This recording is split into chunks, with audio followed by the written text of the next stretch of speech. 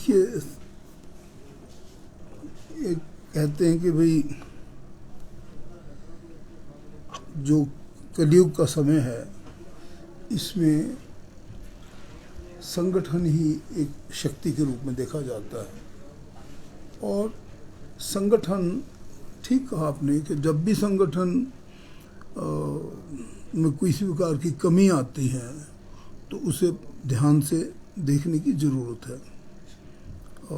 चाहे कितना ही छोटे से छोटा संगठन हो, चाहे कितना बड़े से बड़ा संगठन हो। हम तो ये कहते हैं कि आप जनरल असेंबली से लेके देकर एक छोटी सी गांव की पंचायत तक भी आ पाएंगे, तो ये कहते हैं संघीय शक्ति कलयुग है। मैं तो कहता हूँ कि करनी चाहिए, संगठन को हमेशा ही ताकतवर बनाना चाहिए। और we all must make our best efforts कि ताकि संगठन मजबूत हो। संगठन मजबूत होगा तो आप लोगों की समस्याओं को ध्यान से देख सकते हैं, आप अच्छी प्रकार की नीतियों को लोगों तक ले जा सकते हैं, आप जितनी विकास संबंधी समस्याएं उसको भी ध्यान से कर सकते हैं। और मैं तो ये कहता हूँ कि आजकल का समय, जबकि आप देख रहे हैं कि हमारी युवा शक्ति को दिशा निर्देश की ज़रूरत है। मैं तो बहुत बार ये बात भी कही है कि we must have the training camps, और हम अब आरंभ करने के लिए भी कहेंगे अपने शीर्ष नेताओं से भी और सभी से कि हमें अपने ट्रेनिंग कैंप्स को शुरू करना चाहिए। मैं इसलिए भी कह रहा हूँ क्योंकि मैं एक सैनिक रहा हूँ, और जब तक हमें ट्रेन नहीं करते, जब तक हमें ठीक तरीके से तैयार नहीं किया जाता, तो हम कभी भी, चाहे वो शांति का समय हो, चाहे युद्ध का समय हो, चाहे वो किसी प्राकृतिक आपदा का समय हो, या कोई और आजकल के युग में बहुत समस्या आती रहती हैं, किसी भी प्रकार के लिए हमेशा we must train our man power. तो ट्रेनिंग कैंप्स हम लोगों को आरंभ करने चाहिए, ऐसा मेरा मानना है। और जब भी ये ट्रेनिंग कैंप शुरू किए गए, और जब ये it was a good order के लोग राजीव जी का अभी तक भी बताते रहते थे। देखो मेरे पास जो पुराने हमारे कांग्रेस के वर्कर्स हैं कि देखिए हमने ये ट्रेनिंग कैंप किए थे, किस वक्त हम सवेरे आते थे, कैसे जागते थे, कैसे सभी लोग फिजिकल ट्रेनिंग करते थे, फिर हमें कांग्रेस के इतिहास के बारे में बताया जाता था। इस प्रकार से मैं समझता हूँ कि आज भी हमें इसकी ज़रूरत है और इसे को ध्यान देना चाहिए, इसमें कोई दो राय नहीं। ठीक है सर, सिंथेटिक ड्रग्स जो है वो हिमाचल प्रदेश के लिए सबसे बड़ी परेशानी बन चुका है। जिस तरीके से ड्रग कंज्यूम करने वाले बच्चों के पास सिरिंज और बाकी के फार्मास्यूटिकल कंटेंट्स रहते हैं, इसकी रोकथाम के लिए क्या कुछ दिशा निर्देश एज ए स्वास्थ्य मंत्री आपने दिए हैं?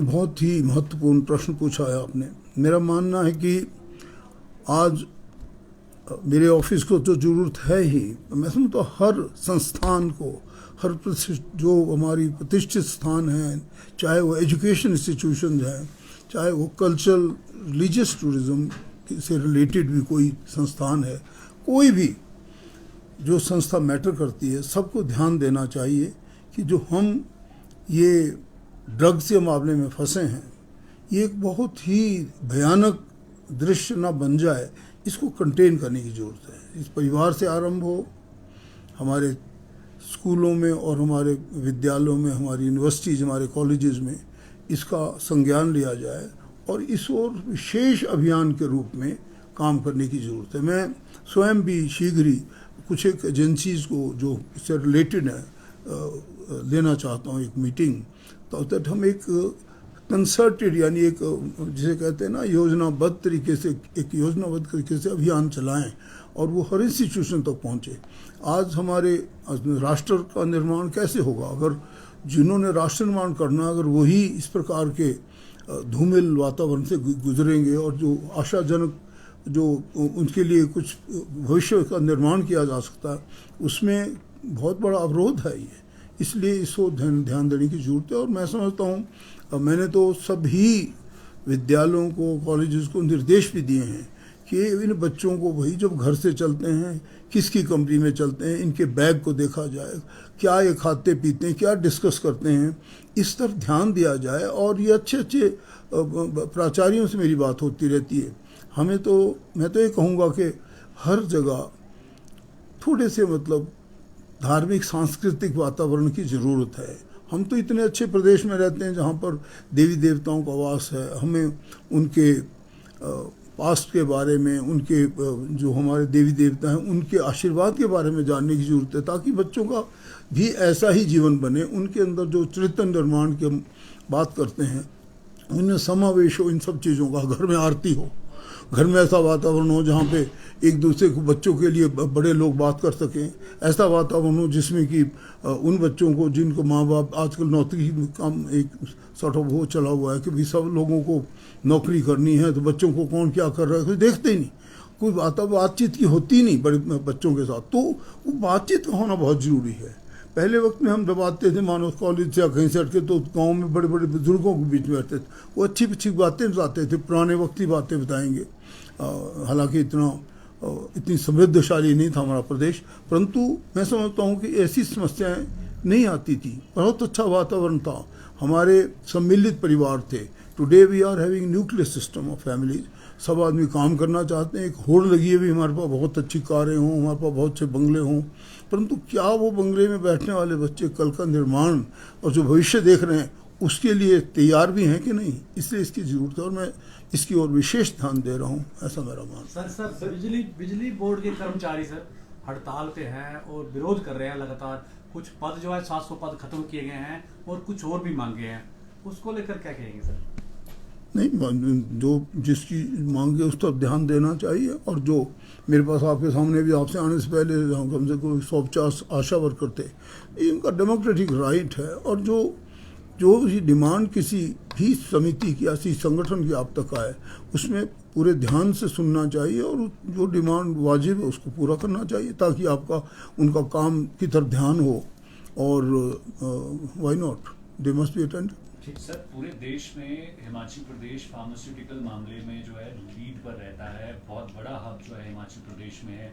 जिस तरीके से पिछले कुछ सालों में लगातार दवाइयों के सैंपल जो हैं वो फेल हो रहे हैं, वो भी बहुत इंपॉर्टेंट दवाइयों के, गवर्नर भी इस पर चिंता जाहिर कर चुके हैं। कितना सीरियस कंसर्न मानते हैं और क्या स्ट्रिक्ट डायरेक्शन जो है आपकी तरफ से दी गई है? बहुत बड़ी चिंता का विषय है कि हमारे पास सबसे महत्वपूर्ण हब होने के बावजूद भी बहुत से जगहों में सैंपल फेल हुए। मैं खुद भी इसमें पिछले 2-3-4 मरतबा जा भी चुका हूँ। और कुछ एक तो हमने ऐसे भी कहा है कि अगर 2 के बाद तीसरा अगर ऐसा ओकेजन होगा तो उनको हम हिमाचल के किसी भी उद्योग जगत में रखेंगे ही नहीं, बेशक यहाँ चाहे उत्पादन कम भी हो, क्योंकि ये एक बहुत बड़ी विडम्बना ही कहेंगे कि भाई अगर एक आदमी जो जीवन और मृत्यु के उस पर लेटा होता है और उसको अगर गलत दवाई मिल जाए और उसकी वजह से उसकी जान ही चली जाए, तो कितना चिंता का विषय है। इस ओर हमने विशेष ध्यान दिया है और बड़े अच्छे निर्देश दे रखे हैं कि इस प्रकार के सैंपल जिनके होंगे उनको हमने, और कब दर्जनों तो हमारे पास हैं जिनको हमने उनके लाइसेंस कैंसिल कर दिए हैं, फिर उसके बावजूद और इसके बीच में जाने की आवश्यकता है। और हम पुलिस के माध्यम से, प्लेन क्लोथ के माध्यम से भी इस ऑपरेशन को और तेज करने की तरफ ध्यान दे रहे हैं। सर, जिस तरह से आज जो है ये नशा काफी बढ़ रहा है, अगर उसकी बात करें तो विधानसभा में भी जो है वो श्वेत पत्र लाया गया था और केंद्र से भी ये मांग की गई थी कि इस पे सख्त कानून, एनडीपीसी एक्ट के तहत सख्त कानून लाया जाए, तो क्या कहेंगे? बहुत अच्छा सुझाव है आपका। मैं तो सबसे पहले अपने इस आने वाले सेशन में इस बिल को पेश करने के लिए जो सामाजिक न्याय मंत्री तैयार हूँ और हम इसको पूरा ध्यान देंगे, इस ओर एक बिल बनाया जाए ताकि एक्ट बने। Definitely we will go into this. Thank you so much.